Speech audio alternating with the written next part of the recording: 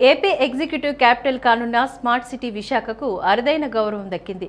ప్రపంచ స్థాయి ఖ్యాతి గడించిన నగరాలతో పోటీపడి అంతర్జాతీయ అవార్డు రేసులో విశాఖ మహానగరం 3వ స్థానాన్ని దక్కించుకుంది. స్పెయిన్లో జరిగిన smart city expo world congress 2020లో విశాఖ స్మార్ట్ సిటీ ప్రపంచ నగరాలతో పోటీపడింది.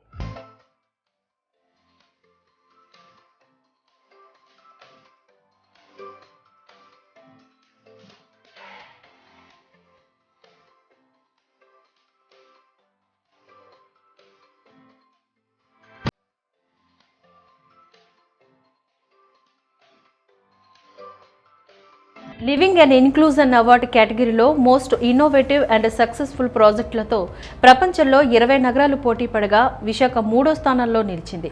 బీచ్ రోడ్లో 3.50 కోట్లతో నిర్మించిన all ability park living and inclusion అవార్డుకు పోటీ పడింది. 7 కేటగిరీలో ఈ అవార్డులు ప్రకటించారు.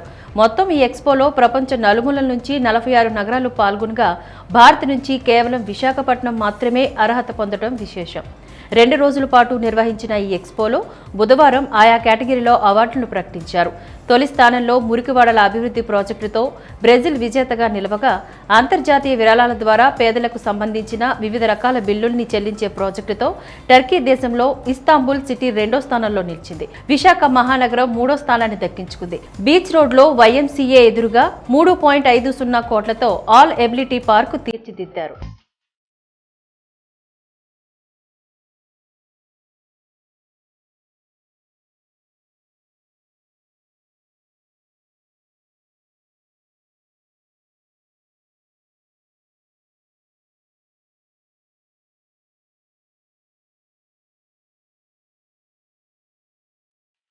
సాధారణ ప్రజలు, పిల్లలతో పాటు విభిన్న ప్రతిభావంతులు కూడా ఈ పార్కులో ఆటలాడుకొని ఎంజాయ్ చేసేలా పార్కు నిర్మించారు.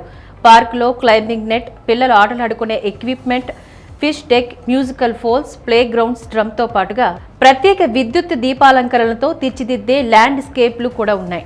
విభిన్న ప్రతిభావంతుల కోసం 3 సీట్ల మేరీ గ్రౌండ్ కూడా ఏర్పాటు చేశారు. దివ్యాంగులు కూడా ఎంజాయ్ చేసేలా దేశంలో రూపొందించిన తొలి ఎబిలిటీ పార్క్ ఇదే కావడం విశేషం. ప్రజల ఆనందానికి, ఆహ్లాదానికి వినియోగించుకునేలా ముఖ్యంగా చిన్నారులకు సరికొత్త అనుభూతిని పంచుతున్న ఈ పార్క్ని UK అంబాసిడర్తో పాటుగా అమెరికన్లు ప్రశంసలు అందుకుంది. దేశం నుంచి ఎంపికైన ఏకైక ప్రాజెక్ట్ ఆల్ ఎబిలిటీ పార్క్ కావడం గమనార్హం. అవార్డు కోసం ప్రపంచంలో అతిపెద్ద ప్రముఖ నగరాలతో విశాఖ పోటీ పడటం గర్వంగా ఉంది. వచ్చే ఏడాది బార్సిలోనాలోని జరిగే smart city expo world congress 2021లో విశాఖ ఓ కేటగిరీలో అయినా మొదటి స్థానంలో నిలిచి అంతర్జాతీయ అవార్డు సొంతం చేసుకుంటుందనే ఆశిద్దాం. యాక్సెసిబుల్ లైఫ్ అని చెప్పి కేటగిరీలో మనం అప్లికేషన్ పెట్టుకోవడం జరిగింది. అంటే మన ఆల్ ఎబిలిటీస్ పార్క్ని ఆ ప్రాజెక్ట్ని అక్కడ ప్రొజెక్ట్ చేసుకోవడం జరిగింది. అంటే లివింగ్ అండ్ యాక్సెసిబుల్, అందరికీ గౌరవప్రదమైన జీవితాన్ని ఇవ్వటం ఏ విధంగా ప్రతి నగరాన్ని యొక్క ఎజెండా ఉంటుందో దాంట్లో భాగంగా డిఫరెంట్లీ ఏబుల్డ్ పీపుల్ని కూడా మిగిలిన వారితో పాటు ఈక్వల్గా ట్రీట్ చేయడంలో కానీ, వాళ్ళకి ఆపర్చునిటీస్, అవకాశాల్లో కూడా ఎటువంటి డిఫరెన్సెస్ లేకుండా అవకాశం ఇవ్వటం ఈ కేటగిరీ యొక్క ఉద్దేశం.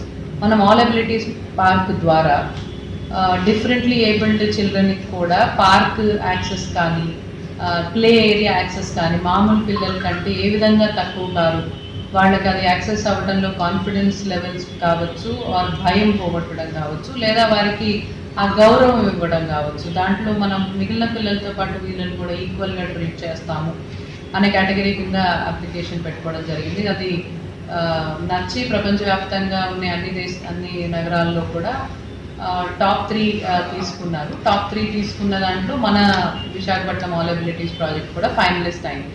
ఇందులో 1, 2, 3 అనేది ఏం లేదు, 3లో 1 గెలుస్తుంది, మిగిలిన 2 కూడా ఈక్వల్గా ఉంటాయి. సో బ్రెజిల్ వారికి అవార్డు రావడం జరిగింది. మనం షార్ట్ లిస్ట్ అయ్యాం.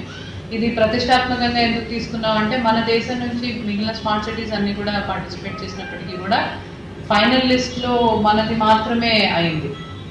సో ఒక రకంగా చెప్పాలంటే మన దేశంలోని ఏకైక నగరం, అక్కడ ఫైనల్ లిస్ట్లోకి వెళ్ళిన ఏకైక నగరం, అన్ని కేటగిరీస్ కలిపి కూడా ఏకైక నగరంగా నిలిచింది. కాబట్టి మన నగరానికి, మన రాష్ట్రానికి కూడా గర్వకారణమైన విషయం.